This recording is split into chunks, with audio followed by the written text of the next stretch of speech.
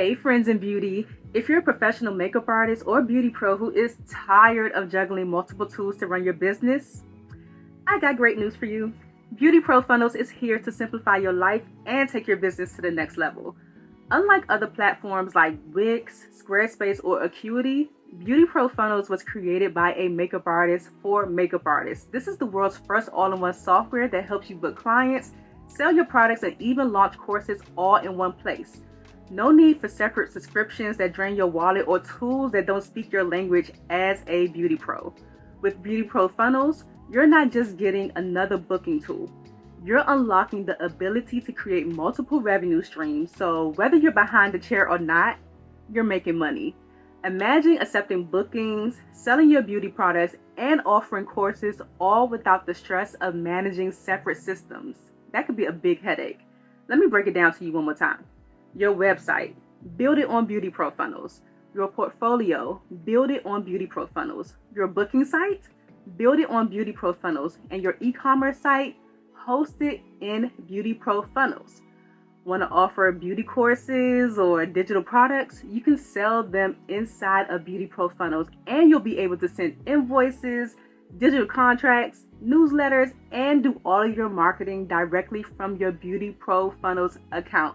It's mind-blowing. Listen, you're going to save hundreds of dollars every single month by replacing over 10 platforms when you make the switch to Beauty Pro Funnels like Wix, Squarespace, Acuity, WordPress, Vagaro, Honeybooks, 17 Hats, Dubsado, MailChimp, Klaviyo, Kajabi, DocuSign, even Shopify. It's crazy. I know you got at least one of those. And here's the best part. Tayana and her team spent over a year building plug-and-play templates into your account for pretty much everything, so you never have to start from scratch at all.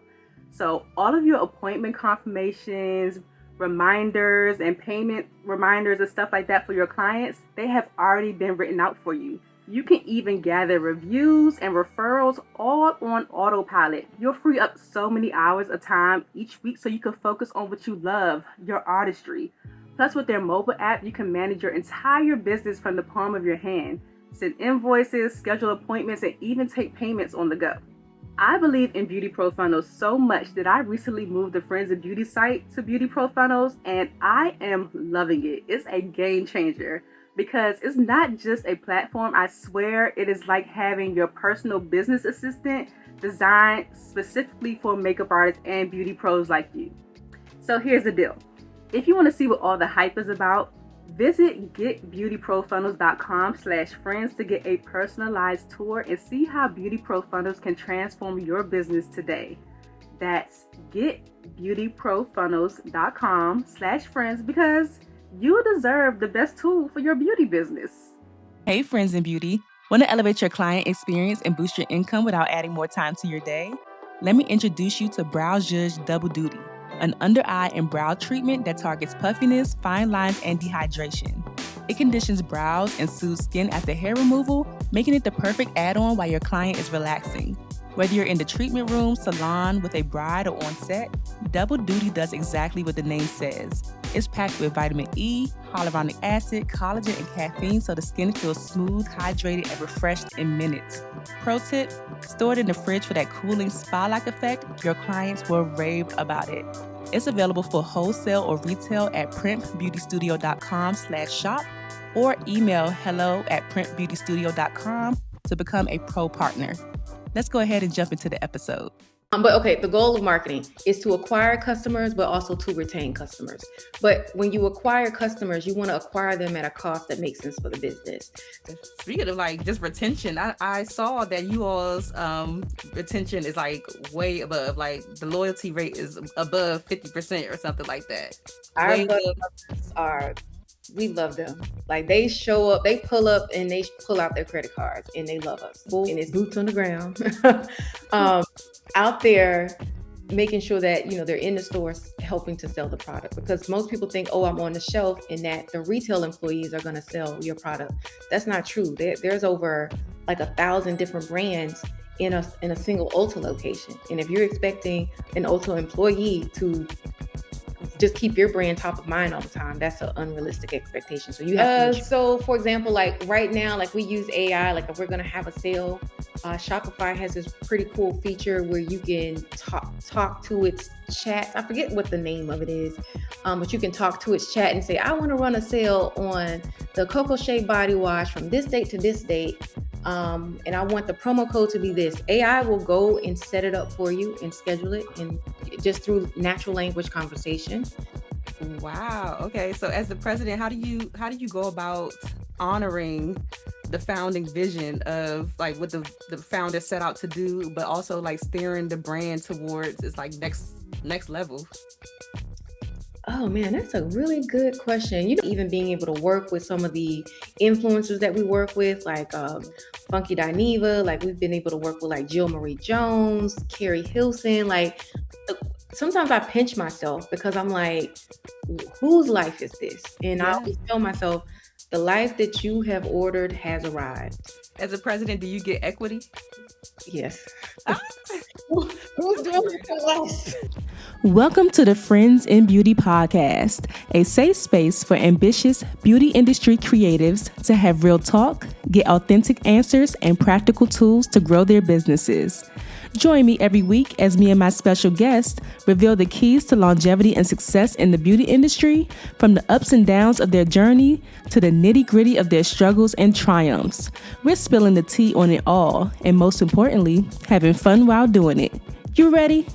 Hey, what's up? It's your best friend in beauty, Aquia Robinson. Welcome back to another episode of the Friends in Beauty podcast. I am so happy to have you here, and I hope you're listening to this episode in high spirits and in good health. Now, in today's episode, we have the pleasure of having Tomara Watkins in the Friends in Beauty guest chair. Tomara is the president of Buttah Skin, a role she stepped into after playing a key part in the brand's early growth and success as a strategic growth consultant. With a background leading e-commerce strategy at Microsoft and scaling beauty brands like Bevel, Hyperskin, and Elodia Hair Care, Tomara brings serious business chops to the beauty space. She's here to give us an inside look at what it really takes to lead a fast-growing skincare brand, make smart decisions behind the scenes, and stay rooted in purpose while building with impact. Welcome to the Friends of Beauty podcast, Tomara. Thank you. Thank you for having me. Hey, friends in beauty. Hey, hey, hey. I'm so excited to have you. Like, to see how young you are and to see how much you have accomplished is just truly mind-blowing to me. And so I don't want to say impressive, but I love to see it. We love to see it here at Friends of Beauty. Thank you. I'm actually pretty blessed and privileged to be able to have, done so much in such a short amount of time. Yeah, for sure. Well, before we start chatting, we're going to start off with some icebreakers so we can get to know you a little bit outside of what you do for the brand. So, first one, just give us 3 random facts about you. I'm an introvert, extrovert. I love to solo travel, Ooh. and I have a 2-year-old. Girl, praying for you. You still got your edges, so you doing good. But listen, I always tell people I did my big one with him because that boy, he is going to be somebody's chairman of the board someday. I know Like, that's right. I have a 2-year-old goddaughter, and the things that she's getting into and just exploring and like it's crazy to me. yeah, I It's love. crazy. Yeah. And you said solo travel. One thing, like I have a friend that's solo traveling right now, but I have never been on a solo trip before. It's the best thing ever. You'll never want to travel with people again. Wow. Like how do you go about just feeling safe, like just as a woman, like feeling safe when you solo travel? I mean, well, there's safety is always something that is a concern, and sometimes you don't, but you just get over it. It's like whatever. I could stay in my hotel room, or I can go out and explore. Because Right. stuff's gonna happen anyway. But Right. as long as you kind of keep your head on a swivel, you got people in your like. Whenever I would start feeling unsafe, I would send my pin location to a couple people that I knew. So it's just like, okay, if I die, at least they know where to find me. Yeah, you know, whereabouts. Yeah. Okay. What do people always tell you that you're good at aside from like the business stuff, leading brands? Probably motivating people. Like I'm that friend, I'm gonna hype you up and be like, oh girl, you should start a business doing this. Like I could tell you how to do it. And I'm just like, we could do A, B, C, D, and G. And next thing you know, you be quitting your job. Oh, So sometimes it's like, go away from me, Tamara, with that. yeah. You could come over here. Look, I have tons of ideas. But I lack the execution sometimes. That's where I struggle. I've got tons of ideas. Yeah, but it's always good to have somebody be like hype you up. Because do you? So, with your ideas though, will you go off and actually like how I'll far down the brainstorm road it. before you? Most times I'll brainstorm it out, like map it out, like how I want things to be, but then it just never comes to Oh, life. okay. Well, yeah, that's me. I'm gonna brainstorm with you. Yeah, love that. Okay. When is the last time that you did something for the first time? Have you had any new experiences lately? Hmm. Oh, you know what? This weekend I grilled for the first time ever, and I'm from the South. Wow. Yeah, I grilled some chicken wings and lamb. Oh, ooh, I love lamb. Oh my gosh. Lamb be having me in a chokehold. It does, and so our neighbors. So I never really used to eat lamb, but my neighbors are Sudanese, and so whenever we go to their house, they always had the lamb. So I started buying it. Girl, I eat lamb like once a week. Yeah. Yeah. My sister's family, when they have Eid and stuff like that, they always had the lamb. So that's when I mostly eat it. It's like during Eid time. Okay, yeah, that's when I started during Eid. Yep. Yeah, okay. So if you weren't the president of Butter Skin, is there anything else you could see yourself doing right now? I would have an AI company, or I would be working in finance, Ooh, AI. What kind of AI company? building business solutions using AI for companies. I'm obsessed. I'm obsessed with AI. I'm always on like YouTube just watching videos on how to make these like avatars or how to do videos. And I'm always on ChatGPT. Somebody told me I need to check out Claude because Claude is Yeah, better. I got all of them. Perplexity, Claude, ChatGPT, Gemini. I got all. I pay for all of them. I'm actually glad to hear that you're scaling up because I keep telling all of my friends, everybody's so afraid of AI, but No. you need to skill up so that it's already happening. So you need to have the skills in order to manage it, improve, add some extra value. Yeah, for sure. I'm very intrigued. I have an IT background, so I'm very intrigued by just technology. So I'm all for the AI in a good, positive, non-scary way. Me too. Me too. Yeah. So can you walk or just tell us or walk us through how you transitioned from being a strategic consultant for Butterskin to being the president of Butterskin? Okay, so I always had my own company. Like I had a accessories line for it was a satin line Yeah. turban I line. knew. So so The I always Logan had Tam. a business mind, Yeah. and so I operate like an owner and like an operator. And I think because I brought those skills to Butter, I wasn't just a growth marketer. Like I was looking at every single aspect of the business when it came to the plans that I would have for marketing. So when I came up with like a promotion calendar, I was reaching out to operations going, hey, do we have any overstock inventory? A lot of marketers, they tend to have more of a just a marketing brain, but they're not looking at the bigger picture of how, what they do actually folds up into the business. And because I had a business background, I think that really just helped me. Yeah, for sure. I'm like, that's a big flex. Was it something that you applied for? They said we had this opening, or was it like, Tam, we see what you're doing over here. We want you to be the president. So they put out like a I don't know, not an RFP. Let's call it RFP light. And they were looking for people. So I applied and then I talked to the owners and we just had a great conversation. They were asking me about, Bevel and, other things that I had done. And so we just had a great conversation. I guess I sounded like I knew what I was talking about. And they're Yeah. like, come on and, help us grow on the digital side. And then Mhm. in January, they approached me about taking over retail, Amazon, and digital.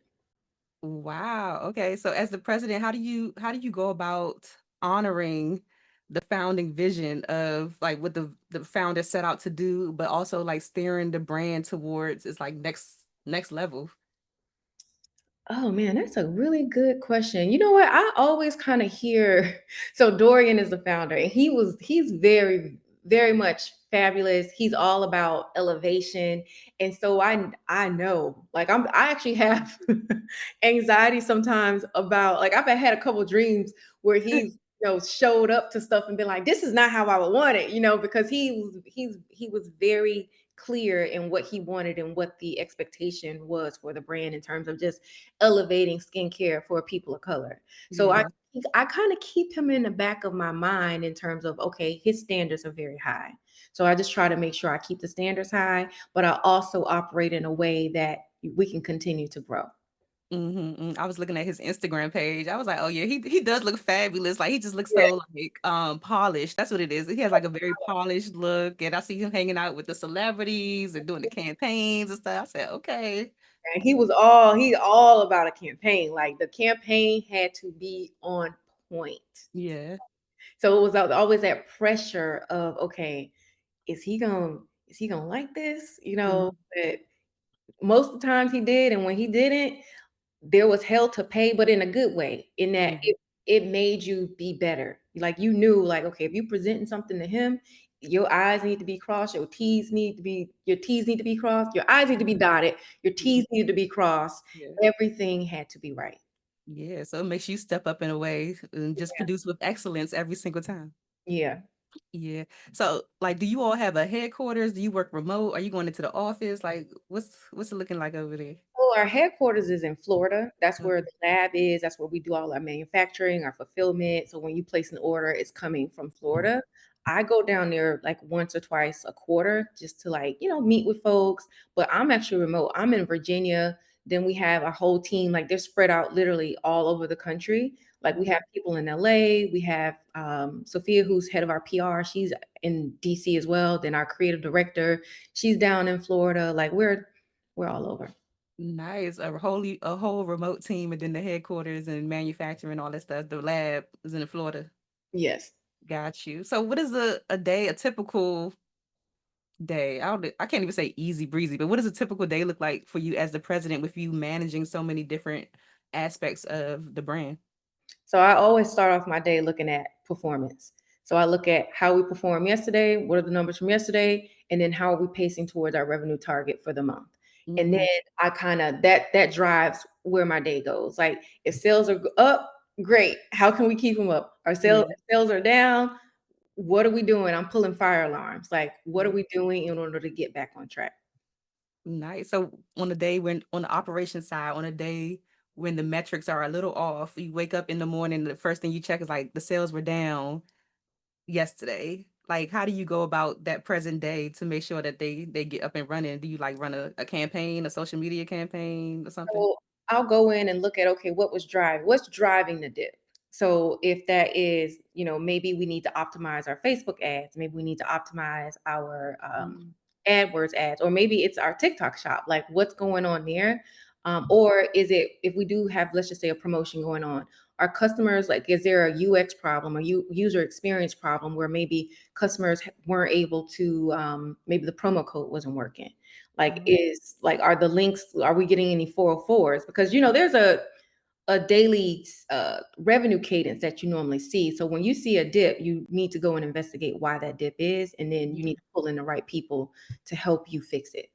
Yeah. Oh my God. I cannot even wrap my mind around having a brand because I feel like, well, I guess you just hire the right people. I think that's Yeah, one thing that a lot of us have to get out of is just like think we have to do everything ourselves. Obviously, you said y'all is it's a whole team of y'all spread out that's good at certain things to make the brand run. work. Yeah, to Yes. make the brand work. Like how do you approach the financial discipline when it comes to scaling a brand or just thinking about areas as far as inventory or maybe how you want to market and things like that.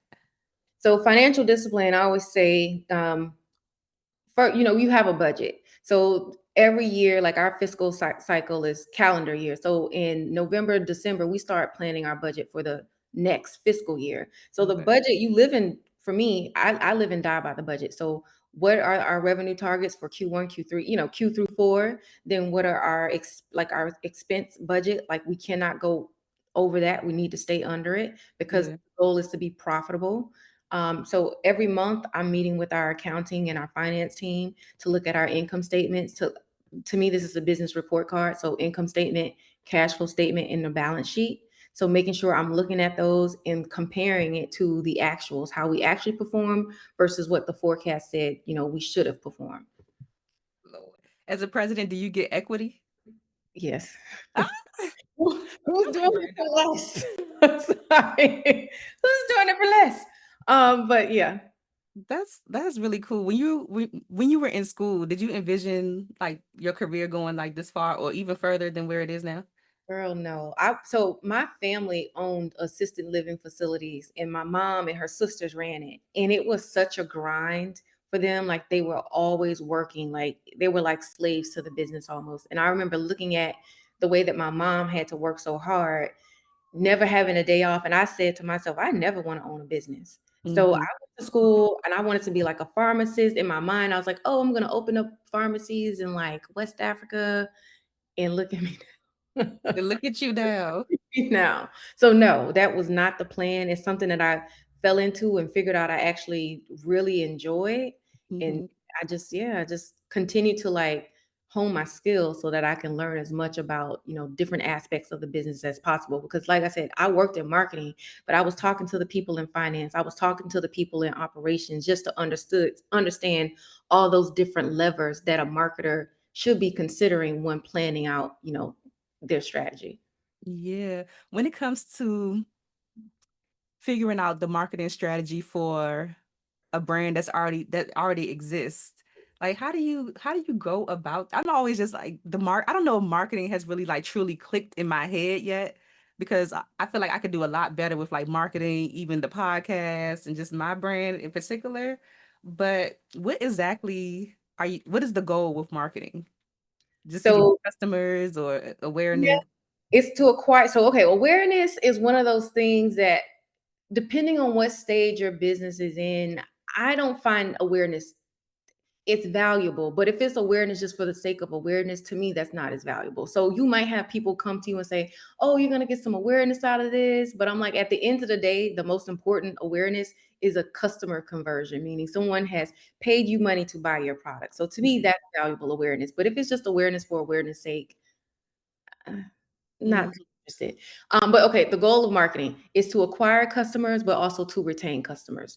But when you acquire customers, you want to acquire them at a cost that makes sense for the business. So if you're selling a product that's on average $20, you can't really afford to acquire a customer for anything beyond that. And really, you need to look at how much did it cost you to make the product. So if it costs you $2 to make the product, then that means 20 minus 2, you have $18 left of margin left. So you Mhm. have $18 of what you could spend to acquire a customer, but do you want to use that whole $18? Or Right. do you want to maybe spend $15 and know that your product is so great that they're going to come back and make a second purchase? Yeah, for sure. Speaking of like just retention, I saw that you all's retention is like way above, like the loyalty rate is above 50% or something like that. Our Way butt above. are, we love them. Like they show up, they pull up and they pull out their credit cards and they love us. And it's kudos to Dorian. Like he really like people love him. And Hmm. so he was really able to build that. And we just continue to deliver and our customers love Yeah. us for it. Yeah. Are there any intentional strategies that you all have behind the scenes that build such a deep customer connection? Well, I'm always probably a little annoying, but like I'm always going into like Facebook, looking at our comments, looking at like what the response rate is with our customer service team. Like if I see a response that doesn't even make sense, I'm saying, hey, we need to improve this the next time. Like for example, like back in January when I took over, like I did an audit on how are we communicating with our customers and how can we make it better. So I Mm. started going through looking at our comments in Instagram, Facebook, basically all the social platforms, and I was reading where people would ask, hey, how do you use a routine? And our team would go, oh, well, if you go to the website, you'll be able to see the full routine. And I'm like, no, no, no. That's not how we need to respond. We need to tell people right within the message, step by step, or send them a video right there. Like, why are we making people work Yeah. to use our products? Like, we should make it very easy for them. So just stuff like that. Yeah, yeah. When people give feedback or the feedback that you see online, how do you translate that into a concrete strategy or a product or growth? So one of the things when we first launched, people would say that, oh, well, the model skin look perfect already. Like I want to see Mm. people with real skin. So we Okay. started incorporating that into like our ad strategy now. So now like you'll see women and men that aren't, they don't have like makeup on. Like you can see like their real skin when they're showing you like product application. Got you. That makes sense because I'm a makeup artist and I'm the makeup artist that will get hired for a skincare ad because the style of makeup that I do is like very Looks like skin. it looks like skin, but that makes sense because even though I can make it look like skin, that model might have some hyperpigmentation or some other things, skin concerns going on up under there that makes them look flawless. But we want to see the I real was skin. looking at your makeup and I was like, man, her makeup looks really good. I actually used to work for Mac and Bobby Brown back in the day, and I freelance, which is also I left that part out, but that's the beauty part of the journey. Yeah, that's so cool. I was watching some of your videos like on the Tan page and stuff like that where you was doing like get ready with me's and stuff like that. This is like minted though. I just became a minted Oh, artist. Minted. Oh, Yeah. congratulations. I love that brand too. I love what they're Me doing. too. I love minted, love minted. Oh my God. I want to talk about retail though, because just talking to people on the show, I know that retail is a whole different beast. Just going from direct to consumer and then having retail expanding into that. What goes on behind the scenes as a leader when you're trying to scale from direct to consumer? Now you're in like Ulta, Nordstrom, and like, those type of retailers. So when you say what's going on behind the scenes, so the thing that I look at, there's two different metrics normally. So you want to look at retail sell through. So that is actually like once you sell something to like just say Ulta, for example, how much of that product are they actually selling through? Like so for example, if you sell it to them for 50% off of the retail price, they're sending you a report every single week, which kind of sucks because you get the data 7 days behind, but I mean, you still get it, but 7 days lag. Um, Mhm. but they're going to tell you how much of that inventory they're actually selling. So you want to be mindful of that because that's also going to give you some insight into the purchase orders that they're going to come back and get from you. So, but also you want to have a really great relationship with your retail buyer so that you can get a sense of, okay, what are our retail targets? What retail targets does Ulta, let's just say, have for a brand like Butter? So once you Mhm. know that, then the pressure is on to make sure you're hitting or exceeding those retail targets because if you don't, your shelf space might get reduced or you might get the boot. And so it's up Right. to you to do everything that you can to make sure that you have people, boots on the ground, um, out there making sure that they're in the stores helping to sell the product because most people think, oh, I'm on the shelf and that the retail employees are going to sell your product. That's not true. There's over like 1,000 different brands in a single Ulta location. And if you're expecting an Ulta employee to just keep your brand top of mind all the time, that's an unrealistic expectation. So you have to make sure you have people going in there to keep that brand top of mind. So how do you go about doing that? Is it like a pop-up or just like like me, somebody that loves Ulta, just going in there like, did you try this butter skin? Like, how do you? So when I first started, every Friday I would go to a different Ulta location in the DC, Maryland, Virginia area just to meet the team, just build goodwill with them, do trainings on the product. Then it just became unsustainable for me and all the different things that I had to do. So I hired a team to go out. So there was a couple people that like in the DC, Maryland, DMV area, like I hand selected a person actually I used to work with at Mac, and she went on to like lead some stuff at Sephora. So I called her up and I was like, hey girl, what you are you interested in like, being like the lead sales rep for Butter in the DC? So she accepted. So when she came on, I saw the sales like start to improve. And then we Wow. also have a company that we hired to help with the region outside of the DMV area. I like that. I used to do stuff like that a little earlier in my career, like just going to different stores and representing brands. I would be at like Whole Foods and even Ulta doing like stuff for like Stila and Oh, I Stila, like love that. that. Yeah, that's really cool. Okay. Because I'm like, I could see myself just like put this in your cart. I'm always in Ulta. Me too. And that's what I do. I'll like secret shop. Like I'll go in there and just to see, okay, what's the awareness like sometimes? Like, what's the awareness with the staff? Like, why are they recommending one brand over the other? And sometimes it's literally just because they have people coming in, building relationships and training the team on that brand. Yeah, I'm big on relationships. Friends and Beauty started off as networking events because I'm like an introvert, extrovert too. I love just connecting people, but I'm big on just the relationship aspect. So I like that, just going to the store, meeting the people, putting the Mhm. face to the name kind of thing. And they're like, oh, she was nice. I'm gonna make sure I talk about Buttah Skin. Right, right. Yeah. Do you think that retail is still worth it for beauty brands?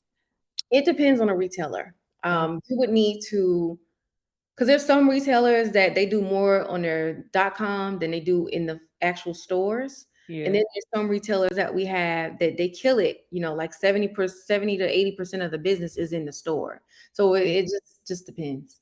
Yeah, for sure. Cause I when I think I forgot his name. His name is Anthony Standifer. He was on the show and he's really big with like retail and getting people positioned in retail. And when he told me everything that went on behind the scenes as far as um how they strategically place people like eye level or up here, down here, and the sales that they run and how it could come out of your bottom line. And I was Yes. like, I think I might stick to a little Shopify if I had a brand. Yeah. I always, and it's capital intensive, because like you're sometimes not getting your payments for, maybe you had to produce enough inventory to go in 1,400 Ulta locations. That's a lot of money that you need to have Yeah. up front because you're not going to get that money back until 60 days, 90 days later. Right, right. What is your opinion on just the thought process that people have when these black founders get acquired? Because like you said, it takes money to scale to a certain level in retail. So what is your thought process as far as how people perceive it and like what it really is? I hate to sound like a broken record because I think most Black founders, like who are in that acquisition boat, they do it because like if you want to grow, you can't afford to be insular. And so that's what it is. It's a growth story. Like if you can get some outside capital from an entity, whether that's private equity or maybe through just acquisition from like a larger company, like that's going to position your company to continue to grow. And if you're building it for generational, wealth or whatever, like if you have children and you have a seat on the board and you have equity in the company, then that passes down. Right, So, right. yeah. Yes, I feel like a lot of people just always go the route of, oh, they're a sellout, like the products is going to change. My It's expensive to be a solopreneur. Like I do not recommend it. I don't believe in bootstrapping. Like so I advise businesses as well. And one of the things I always ask people, like if you don't have like a moat and that you don't have like a way for a competitor to come in and do what you do, another moat for businesses is capital because that Mhm. means when times are down in a down economy, the businesses that stick around are the businesses that have capitals to sustain. Because Yeah. if you're a little mom and pop, you don't have the capital or the access to capital to stick around during those hard times. So I'm gonna just wait you out because I got the money to wait you out, and then I'm gonna come in and buy your stuff up anyway. So Right. you may as well join them. So at least you still have a seat at the table. Right, because then if the brand goes under, then people will be mad either way. Like you can't even get your favorite makeup and hair. This lipstick right now, I was putting it on earlier. Like, hey, this brand not even. What brand is this? It looks It's beautiful. like a smaller brand called the Bold brand, but she had a few lipsticks that I just like my favorites, and I just been because she doesn't make them anymore. So yeah. Yes. Yeah. So one thing I do see with just founders, since I'm in the beauty space, but beauty founders is when they initially launch, they're normally like the face of the brand. And some people love that. Some people trying to get away from it. But in this situation, I know Dorian kind of like stepped back from like being at the forefront. Like what milestones or just the internal revolution of the brand do you think made it possible for him to be able to do that and like put you all like, okay, y'all got it. Uh, hmm. Dorian's really smart. Like I think he knew from the beginning, even when he brought me on, he was like, "We got to have a Black woman leading the marketing." Mm, And he very much knew, like when you look at any of the celebrity campaigns we did, it was always with a Black woman. It was him and with a Black woman because that's who our customer was, and she needs to see herself. right. Dorian's a beautiful, very handsome Right. Black guy, and women that are buying from him are beautiful Black women and women of color. So he knew that he needed to have a Black woman at the forefront at all times. So he was very Yeah. smart. He had a lot of foresight when it came to that. Yeah, for sure. Yeah, because I always tease my friend. Me and my best friend always joke around and say sometimes like we just want to launch a brand, like a faceless brand, and like don't tell anybody that it's us because sometimes I feel like people support you because they know it's you. Then other times people be like, oh, I don't know if I, want to support because it is that person. So we always joke and say we gonna create a faceless brand and I mean, personally, I like faceless brands. Like, for example, like when you think about L'Oreal, do we know who the founder of? I mean, we do, but we don't see like they always just go cycle through celebrities. right. So you could still do that, or you could cycle through influencers. Yeah, for sure. Do y'all tap into that a lot, the influencer space? Yeah, we're really big in the influencer, especially TikTok affiliate. Yeah. Oh, okay. I need to get on TikTok. Yeah, please. First of all, I need a new phone, and then I can get on TikTok because my storage be having me like up against the wall. Like, girl, I can't download anything on my phone. I know people will be like, "Oh, download this app." So I'm always like, "No, I I don't can't. download apps I because literally can't. I'm I not don't have. getting cloud and an additional 99 cents." Sorry. Oh, girl, we would just talk about that too. How they just keep on increasing the price. Like you're in it, and then they just make you feel like you have to do it. It's like this Black Mirror Black- episode that came Yeah, they out. blackmail you basically. You're just like they have all of your stuff, so you're like, okay. I guess I'll do it. Yeah. Yeah, so if someone is the face of their brand, like when do you think is a good time for them to like take a step back? Like what do they need to have in place? A great team, in a transition plan, but also like I believe in faceless brands, and I think it definitely helps in the beginning because people are buying, they're supporting you. And so that definitely helps. But if you're trying to get acquired, then the person or the entity that is trying to acquire you as a brand, like that might be a reservation for them because it's like, what if you leave? Yeah, then what's gonna happen? Yeah. So that's why I think it's always good to start, as a faceless brand. Of course, like if you're a founder, you want to pop in here and there, but I wouldn't say like you be the face of the brand. Yeah, yeah, for sure. Yeah. Okay. Okay, I'm learning. I'm learning. So as the president too, like how do you evaluate since you're into the numbers and everything, how do you evaluate the investment trade-off? So you know what your budget is and everything. How do you evaluate, okay, is it good now to invest in research and development or marketing or like push profitability? Like how do you go about assessing all of those things? Well, it depends on where you are in the business and what's your goal. So if you're like, okay, we are moving towards being acquired in the next 36 months, you probably want to be pushing towards profitability. So all your decisions are going to be driven by that goal. So it's Yeah. like, no, we cannot spend extra on this photo shoot because that's going to eat away at the bottom line.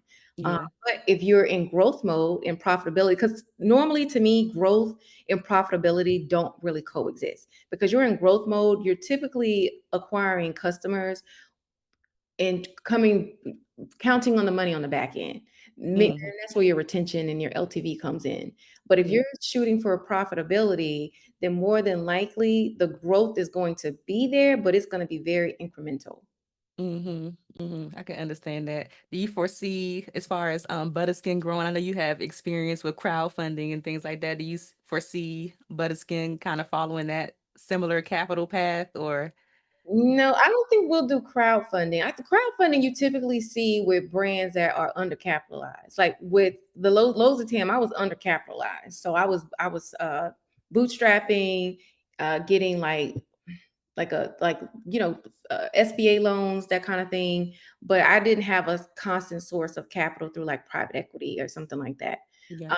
so we do at some point want to be acquired, but not in the immediate near term. Yeah, yeah. I'm just praying that, okay, it's so many like successful Black owned businesses coming up. I know one day soon we're going to have a Black owned business or something in position to acquire another Black owned brand where We people don't have have to that have this. already. Huh? We have that already. Like Okay. Morgan DeBaum with Yes, Gravity. gravity. Then we Yeah. have with I don't know if you've heard of Melody Hobson, No. Ariel Investments. Her and John, they're up in Chicago. Like they acquire companies as well. They actually just acquired like a big media company, which Oh, was wow. very, very, very smart. Then there's Olamide. I think she's out in California with Topicals. It's another skin, Okay. and she purchased Mm-hmm. Bread Beauty, which is a hair care brand.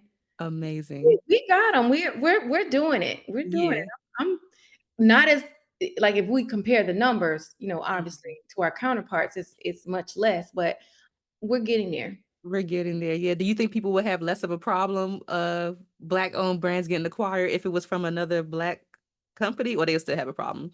I don't think they have a problem with it. Like, because when the announcement came out with bread, I didn't hear any backlash. I think Okay. that's just a natural distrust that Black people have when it comes to a brand being acquired by, an entity that maybe was not even serving the Black community Yeah. and don't deeply and intimately understand our needs. Yeah, for sure. For sure. Okay. Yeah. Do you foresee Butter Skin stepping into any like trends like AI or anything like that in the future? Of course, we live in the future. We already step into those trends. Like, yeah, it's funny because I have my team use AI all the time. I encourage it. Like I actually created some custom stuff for them so that they could ask AI, bounce whatever idea they have off of AI before they even come to me with it. Because so that way we can each save each other some time. Yeah, so yeah, so true. How do you foresee the brand in the well, I guess like incorporating that like on the Um, front end, on the front side? on the front end, like customer facing, you mean? Mm-hmm. So for example, like right now, like we use AI, like if we're gonna have a sale, Shopify has this pretty cool feature where you can talk to its chat. I forget what the name of it is, but you can talk to its chat and say, I want to run a sale on the Coco Shea body wash from this date to this date. And I want the promo code to be this. AI will go and set it up for you and schedule it and just through natural language conversation. What else? How Wow. else do we use it? We use it so many ways. Like when it comes to like inventory planning and forecasting, like our silky soft towels is like it's quickly becoming like our number one product. It's like our number two product. But when it comes to doing a reorder, how much should we reorder? So I'm looking at AI and I'm feeding it information on like our current sales velocity of that product, Yeah. what I anticipate it to do, like once we roll that product out into stores, and so that helped me quickly determine how much, like what that reorder purchase order should be. Wow. Okay. See, I'm limited to my little chat GPT knowledge. I didn't know AI was doing all of that. Yeah, it's a powerful tool. Reskill people, reskill. Like every spare time you have, instead of scrolling on Instagram, of course, unless you're watching Friends of Beauty podcast, Okay. because this is learning. But every other free moment you have, instead of going to the local beer garden or whatever your vice is, you need to be learning AI. Yeah, because I keep on seeing the ads that come down my Instagram too, like the I forget how they say it, but basically the young kids out here building businesses from AI while we sitting at home trying to figure out, what to do. I even use AI to code, and I am not a coder. Like I taught myself like HTML like way back in the day, but that was the extent of my programming knowledge. Now through AI, I am the programmer I've always dreamed to be. You code, what are you coding? Apps. Girl, I don't love get me started. Don't get me started because I'm gonna be like AI. this later on. I go to these conferences, meet up. Like sometimes I feel like we can be a little too insular, and like Hmm. I'm going to conference when I go, and I'm introverted. When I go to conferences, I'm shaking hands and kissing babies because Okay. I need to exchange this knowledge. What do you know? Mhm. What do I know? And it's just a big exchange. For sure. Then I'll come home and stay in the house for 3 days afterwards. Yeah. But at least I got the knowledge. And just oh yeah, because then mental, you just like, ooh, I need to decompress. Okay. But Yeah, because I've noticed that I love like I always tell people within the beauty industry, like definitely step outside the beauty industry and go to other spaces. I'm like big on that because I feel like when I do, I'm most of the time I'm like it's very slim that you find other people in the beauty industry and other like entrepreneurial spaces or certain types of conferences. So I love going to those places and just meeting who I can because you just never know, and who you're a can help premium you. in that space when you go because Hmm. people are like, oh wow, like you do this, and because normally it's a bunch of other like, and I think nerds are cool. I'm one of them, but it's just Yeah. a bunch of, like sometimes if I go to like a finance conference, it's just a bunch of like finance nerds. So it's like, oh, Hmm. that's my beauty. Or if you go to like the AI and programming stuff, it's a bunch of like programming, nerd. So like you're like a premium there because you have a lens and a POV that they don't have. Yeah, absolutely. I love it. And I highly recommend it for sure.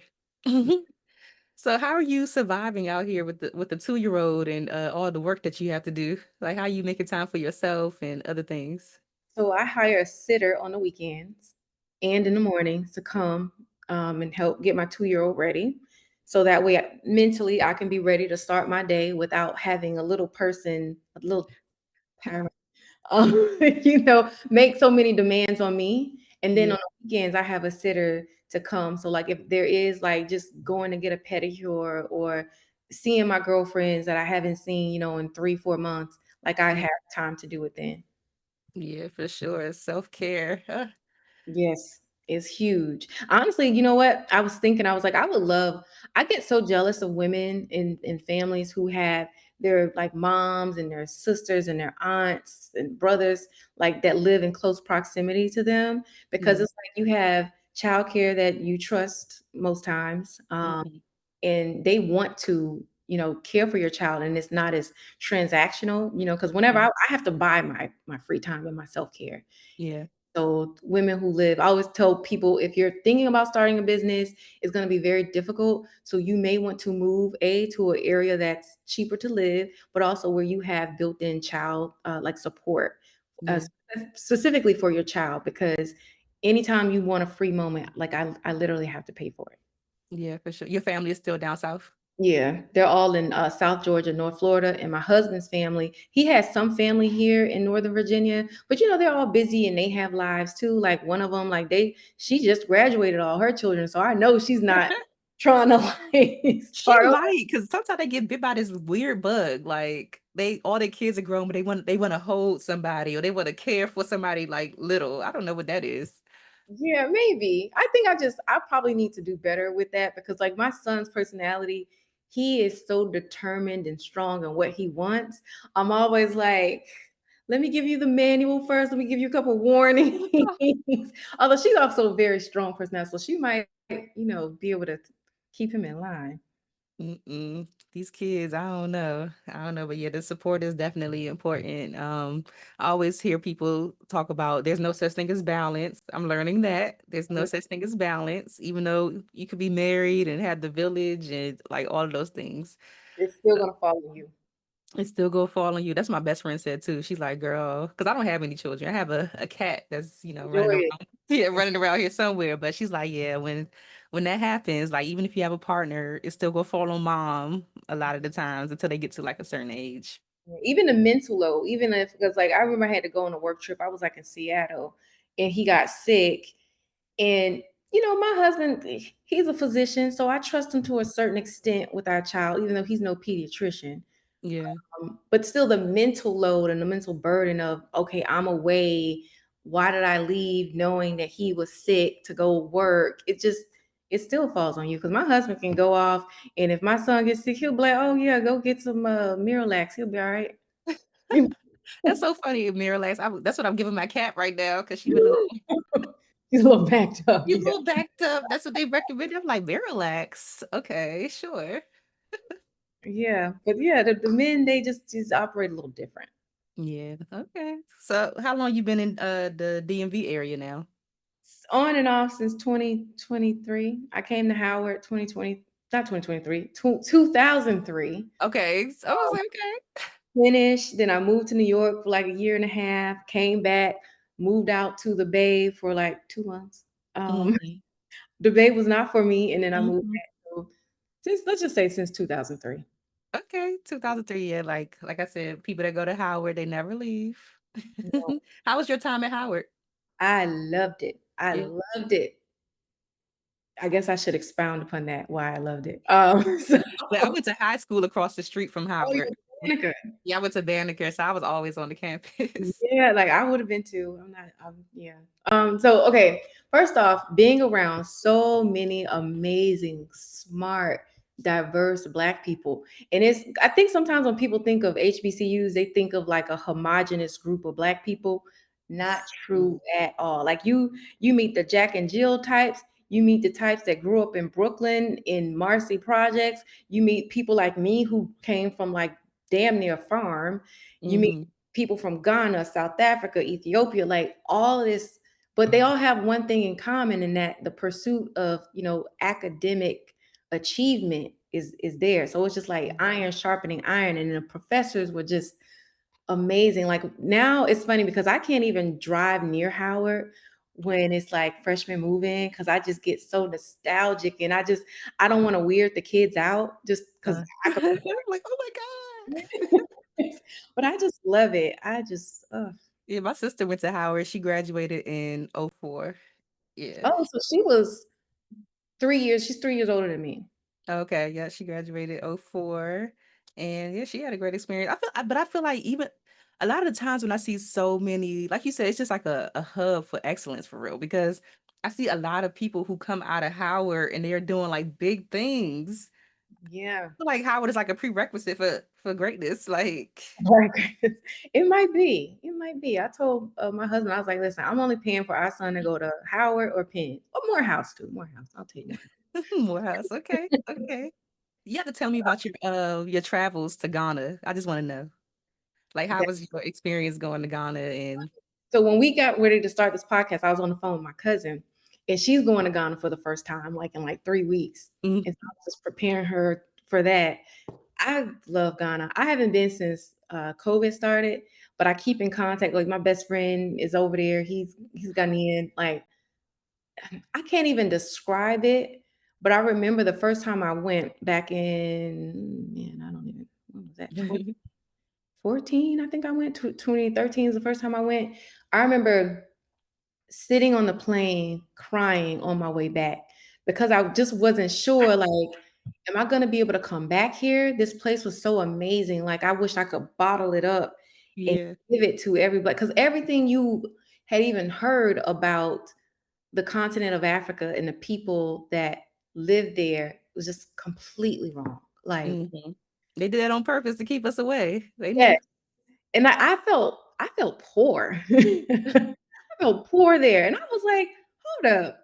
Everything that I seen on TV suggests something completely different. Now, granted, going to Howard, you're exposed to Nigerians and Ghanaians that are really what, like, because if you're going to school in America as a Black immigrant, like chances are you come from some type of money, because they're Mhm. not getting federal financial aid. Like their parents are paying for that Mm. out of their pockets. I remember telling my one friend whose dad Maybe was, a whole prince in Nigeria or something. Be like, I was asking her, I was like, the financial aid office, this girl didn't even know where it was. Like her dad wrote a check at the beginning of each school year, paid for everything up front. Do you imagine how much money they have to have, and even just with the conversion rate from Naira right. to US To dollar? US dollars, yes. So yeah, I had a sneak peek into it at Howard, but when I went, I was like, holy crap. Like, Yeah. and it's Yes. not just the wealth, it's the people, it's the resources, it's the way of life. It's just like in America, it's like this go, go, go, go, go, go, go. There, Mhm. it's a goal, but it's a family is also important. Going to Yeah. a funeral is important. Going to a wedding is important. Like the community, um, business doesn't overshadow the community there. But here, Yeah. you get off the plane, it's like back to this like treadmill. You automatically feel it as soon as you get off the plane. It's crazy. I think I went for the first time in 2017, and then I went recently for Dirty December that just But it's passed. December. But I remember the first time I went, like as soon as I saw the land from the airplane, I just started crying. I was like, "Oh my gosh!" Like, yeah, that was my first time on the continent because I've been to Senegal too, but that was my first time on the continent. But I grew up going to all African centered private schools my whole life, so I'm. In DC, right? Where Mhm. are these schools? Because I've been talking to my Yeah. husband about the importance of finding that. I wish I could show you my son's school picture, but he the only little speck of brown, and I'm very concerned about him Yes. not being able to connect to the culture. Now, we real Black up in here, but when he goes outside, he's most times the only Black kid. Yeah, it's in DC. One of them is Ujamaa. Then I Mhm. went to Nation House. They also have Roots. I think Roots is still around. What's that? And it's another school. Weekend? But do any of them have like Saturday? So as I mentioned earlier, my neighbors are from Sudan, and every single is it either Saturday or Sunday they take their kids to Islamic school where they learn Um, Arabic. And I feel like Black Americans, not even just Black Americans. I think people of the diaspora need a school or a weekend program similar to how, like, Mm. Jewish community, like they have their I think it's called BBYB, but it basically is like, like birthright, going taking them back to Israel. Like I want something similar for Black people where we can go and we can learn about like our history from a pan-African Mhm. view, because sometimes like I feel like history is taught just Yeah. from That's slavery. all how I grew up is the Pan-African view until I went to Banneker. I went to all African centered private schools until I went to high school.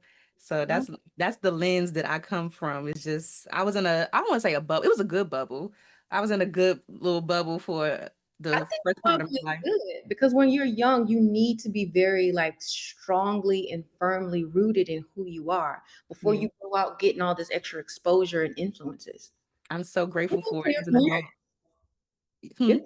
parents had some serious foresight. Yeah, as an adult, I'm grateful for it. As a kid, it was just like, oh, I gotta wear these African clothes every day. I'm getting teased and, whatever. But as I got older and realized the challenges that a lot of Black women have with just being in their skin or just with their hair being natural, I didn't Mhm. have any of that stuff. So I'm like, whoa, I'm really grateful for they poured into us, just us in our natural state as young people. Like, you're great the way you are, your skin, your hair, like just appreciation for us in our natural form before we knew that Go out. anything else really existed for real. So Yeah, I'm my son, he's so I love. I'm sorry I talk about him so much, y'all. I promise I would. I promised myself I wouldn't be one of those women, but look at me. But you like, want to be. well, he'll say stuff like, because I always be like, your hair is just beautiful. And so sometimes he'll look at me and he'll go, Mommy, your hair is beautiful. And I'm like, thank you. Thank you, thank you. I love that you ended up at Butter Skin though. Just as a Black woman, like in taking on this role, how does it make you feel to be able to lead a brand like Butter Skin into the future? I love it. I always like when I drive to do my little morning thing, I take my son to school in the mornings. I always feel so incredibly blessed to be able to do what I do. Like, I couldn't ask for a better job. Mm, Like, I get to meet our customers when I go in Ulta and I meet our customers, like always positive things, like even being able to work with some of the influencers that we work with, like Funky Dineva, like we've been able to work with like Jill Marie Jones, Carrie Hilson. Like uh, sometimes I pinch myself because I'm like, whose life is this? And I yeah. always tell myself, the life that you have ordered has arrived. And so, Hmm. yeah, it feels great.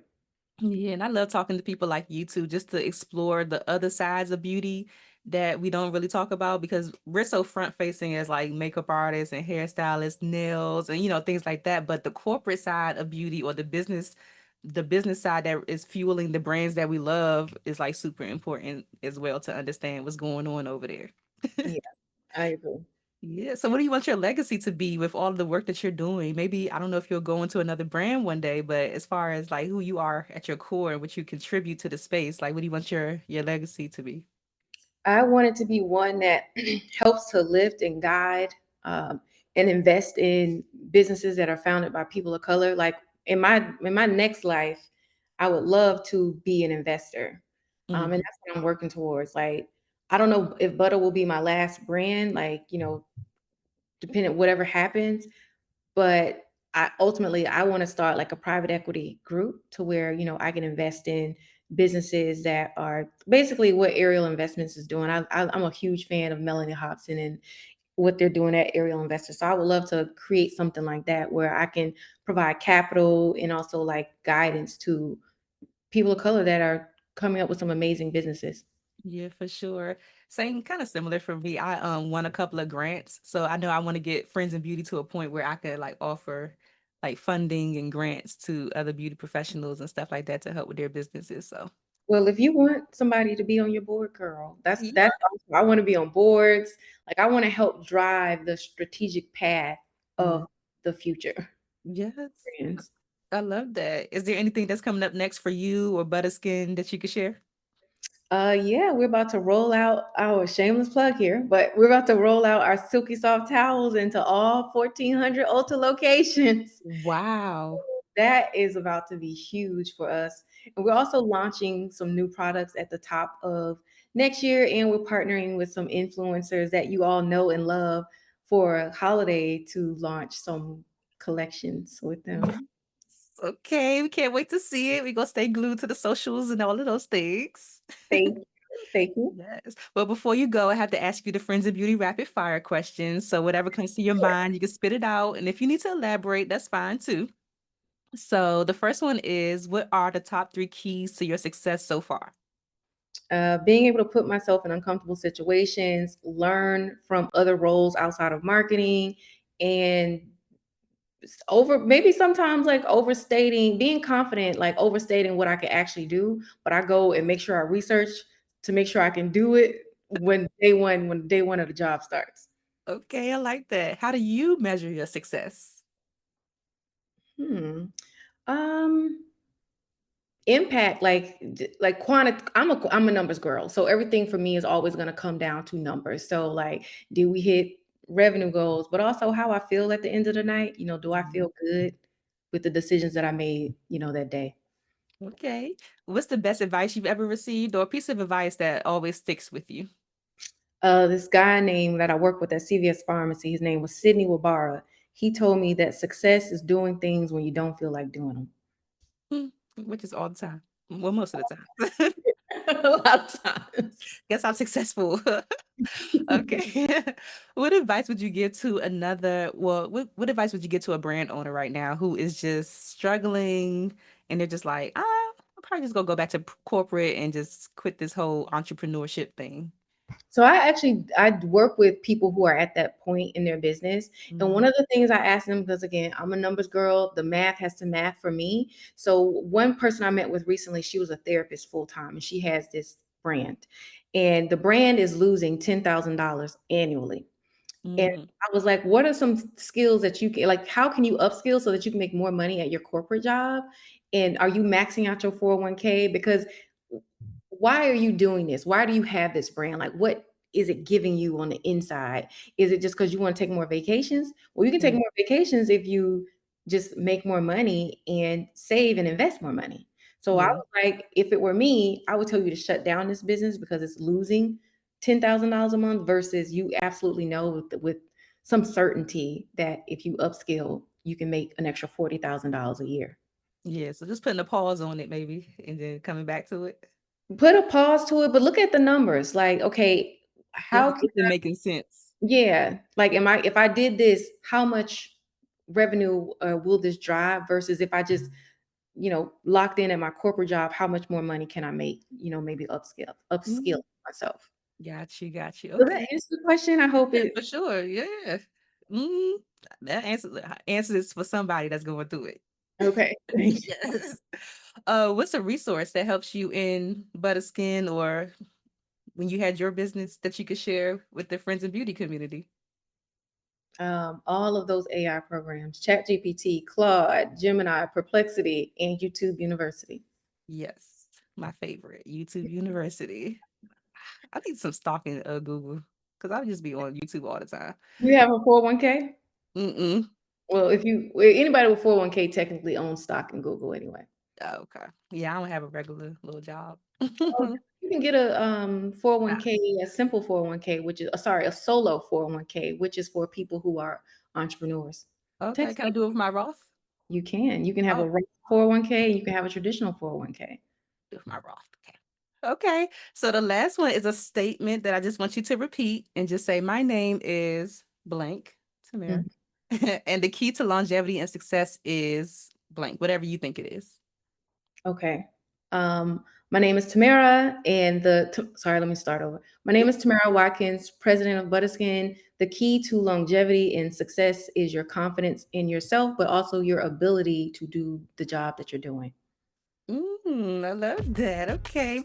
Before you go, please share any social media, website, whatever you want people to do to connect with you, Butterskin, like whatever you want to share. All right. Well, to connect with Buttah Skin, you can go to our website, www.buttahskin.com, and that's spelled phonetically, BUTTAH skin.com.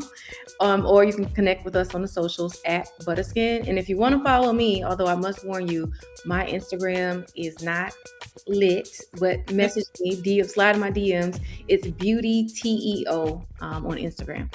Okay. Well, thank you so much, Tomara. This was such a pleasure meeting you and chatting with you. I'm so happy to know you're in the area. I might run into you at the altar or something. Thanks for listening to the Friends in Beauty podcast. Don't forget, sharing is caring. If you enjoyed this episode, share it with another friend in beauty. Give it a thumbs up and subscribe, rate, and leave a 5-star review so that other friends in beauty can find the show. Plus, we'd love to hear your feedback. Connect with us on all social media platforms at Friends in Beauty, hashtag Friends in Beauty to join the conversation, and join our Friends in Beauty Facebook community to stay connected. Talk to you soon.